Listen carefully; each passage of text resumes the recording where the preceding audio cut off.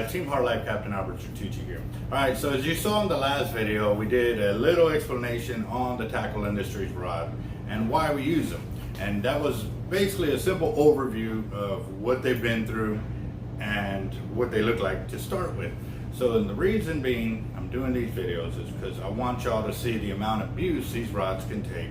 And it's more than just spitting out everything that what they're made of, how long, and this and that. And a lot of people want to see the finished product, and the finished product is putting through years and years of abuse.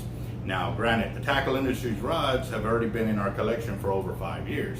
The Vexan rods have only been in our collection about almost 3 years now, but still, they're still rocking and rolling, and they're still looking good.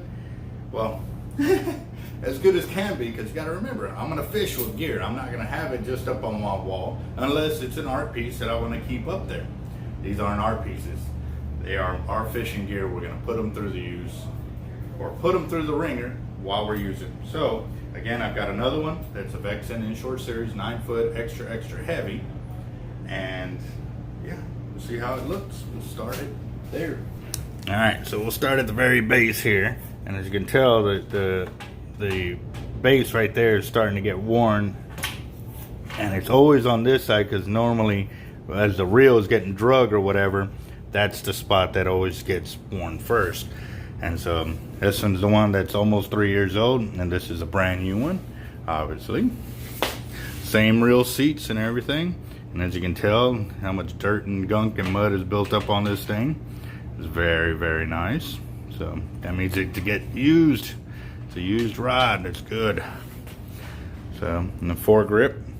There you go. And even then too, we normally don't use the keeper a lot unless we're on the beach throwing lures, and then we'll put it on there. But normally once we leave the beach, we'll pull it off of there. So, and let me go ahead and get this first guide real quick. All right. So this one is pretty much intact right there. You can see a little worn on it in comparison to the one on the right, but they are looking really good. Same thing with this guide. Go further up, and you can see when it's being rubbed against other rods and stuff like that.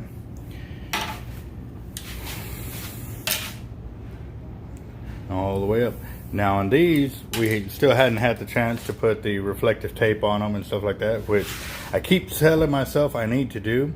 And actually, I'm probably going to do that on the next video, just show how we apply the reflective tape on our rods and why we do it as well. You know, well, the why is easy. You know, we want to be able to see our rods at night and see what kind of action it's putting on.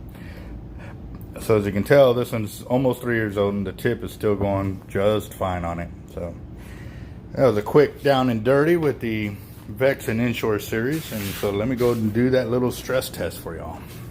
All right, so y'all can still see everything from way up here. Turn this on real quick.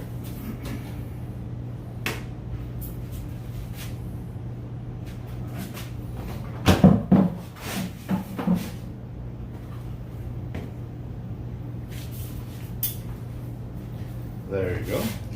Same as the last video. The weight hasn't changed on it. Oh, actually, y'all can't see it. There you go. 18 pounds, almost 18 and a half. Almost a split hair more, and you'll get it. But yep, there you go. So over 18 pounds.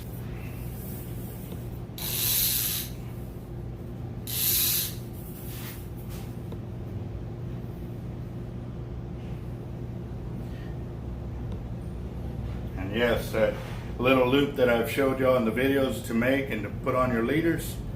This is the same loop I'm going to put around the bucket just to hold it in place so I can lift it.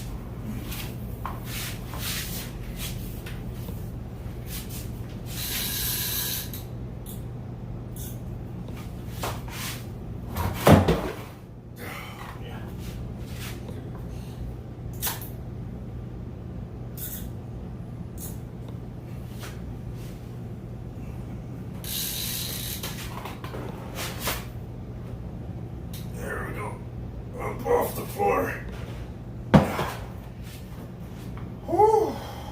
That's, you know, trying to hold from here and lifting up, it don't give you much much room to get any pressure on, but that should explain enough. A lot of the fish that you can hook into, that's the stress you can put on it. And that's why you've seen them in the videos. Alright guys, so now you've seen the tackle industry and the Vexan rods getting put through the ringer, and still, like I said, these are the used rods. They're not even the ones that are brand new. And most of the gear, when you buy it brand new, it has a period of time where it needs to be worn in so it's at its peak performance. That tackle industry's rod has been at peak performance for a very long time. Normally when you buy a brand new rod, you got to go through the first week or so, or a couple of months of cracking the epoxy and moving the blank the way it's supposed to be done. And you'll hear this. Years later, it is still rocking and rolling. You see the amount of stress I put on that rod just to lift up the bucket. And what I did with this one too, back to back. I mean, they give the backbone you need to be able to do this and stuff like that. So I love it because when I go to cast, that rod loads up. That's gonna be another video that we're gonna be doing. I'm just doing the simple in-house deal. And like I said, I can tell you about everything, what it's made of, the length and all of that, but to show you what we're doing with it and all of our catch videos for fishing, all of the videos of casting, and all the videos of just buy a rod that's gonna complement what the reel can do. I wouldn't be doing this if I didn't have the Avet reels, and I am using the Raptors just because, well, you gotta watch that video as to why we use the Avet Raptors in comparison to the single speed or the 2-speed.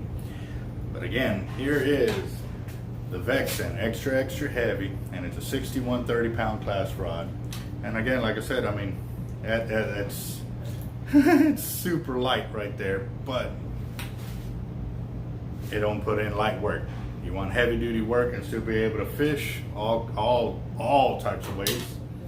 This rod comes highly recommended by us because that was the thing. When Avet reels came out, they put so much brute force into that low gear, and even when you set it up to strike and drag, all the other rods they just bow and bow and bow, and yeah, it looks cool. Oh, look at the rod, it's bending. But have you moved the fish? No, you haven't. I want to move that fish to get it on the next. I don't like fights where I'm in it 35, 45, 55 minutes, and it should be, you know, when get it in about 3 to 5 minutes, or as we do it, 30 seconds to a minute, get on to the next fish, because then I can provide several hundred fish in a day versus 5 or 10 fish. It's just me, tournament fisherman at heart. So like I said, you know, it's always about the biggest catch at the end of the day. It may not always be about most inches unless that's a part of the tournament. I keep track of my catch log and I annotate every catch the way they tell you to do it. So when that happens, then the most inches come into play. So stay tuned too, because like I said, last year or this past year for Gar Wars, you know, I caught quite a bit of gar. We caught it all on film. Maybe we can convince them to do most inches next year. Stay tuned, guys. The gatekeeper is coming back. Y'all don't know? Better watch the videos and find out.